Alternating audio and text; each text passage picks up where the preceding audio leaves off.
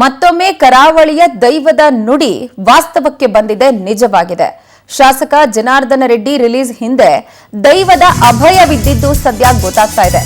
ದೈವ ನುಡಿದಂತೆ ಜೈಲಿನಿಂದ ಶಾಸಕ ಜನಾರ್ದನ ರೆಡ್ಡಿ ರಿಲೀಸ್ ಆಗಿದ್ದಾರೆ. ಸವಣೂರು ಗ್ರಾಮದ ಸತ್ಯದ ದೈವ ಅರಳ್ತಾಡಿ ಶ್ರೀ ಉಲ್ಲಾಕಲು ದೈವದ ನುಡಿಯಂತೆ ಜನಾರ್ದನ ರೆಡ್ಡಿ ರಿಲೀಸ್ ಆಗಿರೋದು. ದಕ್ಷಿಣ ಕನ್ನಡ ಜಿಲ್ಲೆ ಕಡಬ ತಾಲೂಕಿನ ಸವಣೂರು ಗ್ರಾಮದಲ್ಲಿರುವ ದೈವ ಈ ರೀತಿಯಾಗಿ ಅಭಯವನ್ನ ಕೊಟ್ಟಿತ್ತು. ಮೇ 12ನೇ ತಾರೀಕು ಜೈಲಿನಿಂದ ಜನಾರ್ದನ್ ರೆಡ್ಡಿ ಬಿಡುಗಡೆಯಾಗಿದ್ದಾರೆ. ಇದೀಗ ದೈವ ನುಡಿದಂತೆ ನಾನು 27 ದಿನಕ್ಕೇನೆ ಜೈಲಿನಿಂದ ಬಿಡುಗಡೆಯಾಗಿದ್ದೇನೆ, ಇದು ಕೆಡೆಂಜೋಡಿ ತಾಯಿ ದೈವದ ಅನುಗ್ರಹ ಅಂತ ಜನಾರ್ದನ ರೆಡ್ಡಿ ಮಾತನಾಡಿದ್ದಾರೆ.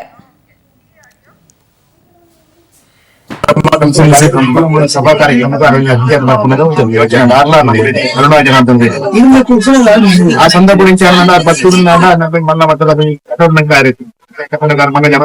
వచ్చాయి కూడా అది అవించిన కారణం కొంచెం అరే కొంచెం రుమ్ముల ఓని కేసుల విచారణలు తొడకు పడుతుంది. అరే కొంచెం జైలు శిక్ష తీర్పు పడుతుంది. అంటే మనం జైలు 30 అవకాశం ఉంది. అరే జామీన్ ప్రయత్నం అంటుంది. ಆರೆಗೆ ಕಾನೂನದ ಕುಡಿತೇರು ಮುಸ್ಪಾಬಿಲಕ ನ್ಯಾಯ ತಿಶುಪಲಕ ದೈವಾನುಗ್ರಹ ಮಾಡ್ಕೊಂಡು ನನ್ನ ಪ್ರಾರ್ಥನೆ ಇವಿ ಪಗ್ಗುತ್ತಾಯ ಸಿಂಗಡೆ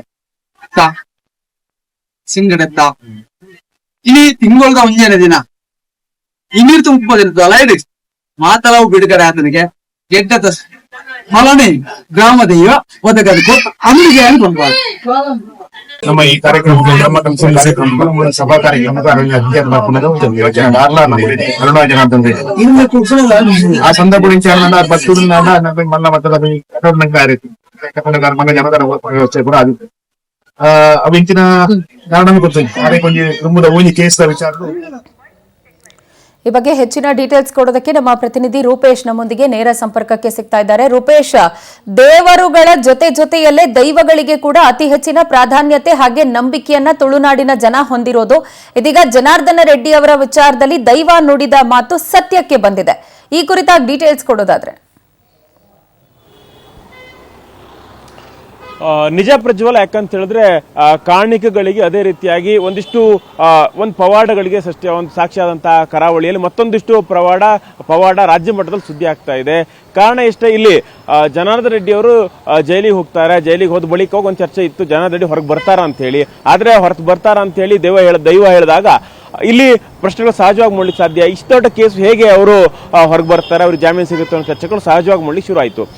ಇಲ್ಲಿ ಹಿನ್ನೆಲೆಗಳನ್ನ ನೋಡೋದಾದ್ರೆ ಕಡಬ ತಾಲೂಕಿನ ಸವಣೂರಿನ ಈ ಒಂದು ದೈವಸ್ಥಾನದಲ್ಲಿ ಬ್ರಹ್ಮಕಲಶೋತ್ಸವ ಇತ್ತು.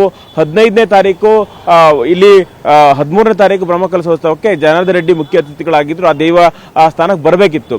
ಆದ್ರೆ ಆ ಸಂದರ್ಭದಲ್ಲಿ ಅವ್ರನ್ನ ಅರೆಸ್ಟ್ ಮಾಡಲಾಗುತ್ತೆ. ಆ ದೇವಸ್ಥಾನಕ್ಕೆ ಬರಲಿಕ್ಕೆ ಸಾಧ್ಯ ಆಗೋದಿಲ್ಲ. 15ನೇ ತಾರೀಕಿಗೆ ನೇಮ ಆಗುತ್ತೆ. ನೇಮದಲ್ಲಿ ಪ್ರಶ್ನೆಗಳನ್ನ ಗ್ರಾಮಸ್ಥರು ಕೇಳ್ತಾರೆ. ಜನಾರ್ದನ ರೆಡ್ಡಿ ಅವರು ಈ ಕಾರ್ಯಕ್ರಮಕ್ಕೆ ಬರಬೇಕಿತ್ತು, ಬರ್ಲಿಕ್ಕೆ ಆಗೋದಿಲ್ಲ, ಅವರು ಅರೆಸ್ಟ್ ಆಗಿದ್ದಾರೆ. ಹೀಗಾಗಿ ಏನಾಗಬಹುದು, ಅವ್ರು ಬಿಡುಗಡೆ ಆಗ್ತಾರಾ? ಹೀಗಾಗಿ ಬಿಡುಗಡೆ ಆದ್ರೆ ಬಂದು ಇಲ್ಲಿ ಹರಕೆ ಕಟ್ಕೊಳ್ತಾರ ಅಂತ ಹೇಳಿ ಪ್ರಶ್ನೆಯನ್ನ ತುಳುವಿನಲ್ಲಿ ಕೇಳ್ತಾರೆ.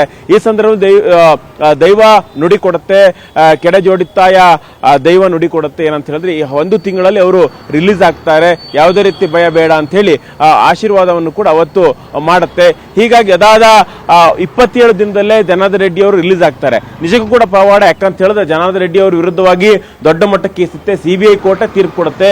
ಏನಂತ ತೀರ್ಪು ಕೊಡುತ್ತೆ ಅಂತ ಅವ್ರ ಆರೋಪ ಸಾಬೀತಾಗುತ್ತೆ. ಹೀಗಾಗಿ ಅವ್ರಿಗೆ ಶಿಕ್ಷೆ ಕೊಡಬೇಕು ಅಂತೇಳಿ ಸಿಬಿಐ ಕೋರ್ಟ್ ಹೇಳಿದ್ರು ಕೂಡ ಇಲ್ಲಿ ತೆಲಂಗಾಣ ಹೈಕೋರ್ಟ್ ಈ ತೀರ್ಪಿಗೆ ಸ್ಟೇ ಕೊಟ್ಟು ಅವ್ರನ್ನ ರಿಲೀಸ್ ಮಾಡುವಂತ ಆದೇಶ ಮಾಡುತ್ತೆ.